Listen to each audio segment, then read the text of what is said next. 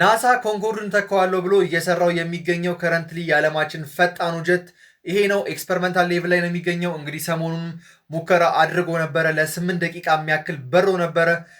በጣም ፈጣን ጀት ነው።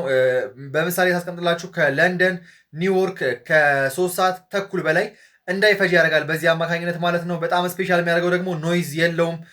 ኮንኮርድ እንደምታውቁት በጣም ድምፁ በጣም ነበር የሚጮኸው፣ ምክንያቱም ከፍተኛ የሆነ ፓወር ስለሚጠቀም ማለት ነው። ይሄኛው ግን ከተሞች ላይ ራሱ እንዲበር የተፈቀደለት ፕሌን ነው፣ ምክንያቱም ድምፁ ያን ያክል የሚረብሽ አይደለም ማለት ነው። ከዛ አንጻር አሻሽለው እየሰሩት ያለ ፕሌን ነው። ይሄ አውሮፕላን በኪሎ ሜትር ሳስቀምጥላችሁ 1480 ኪሎ ሜትር ፐር ሀወር ይሄዳል።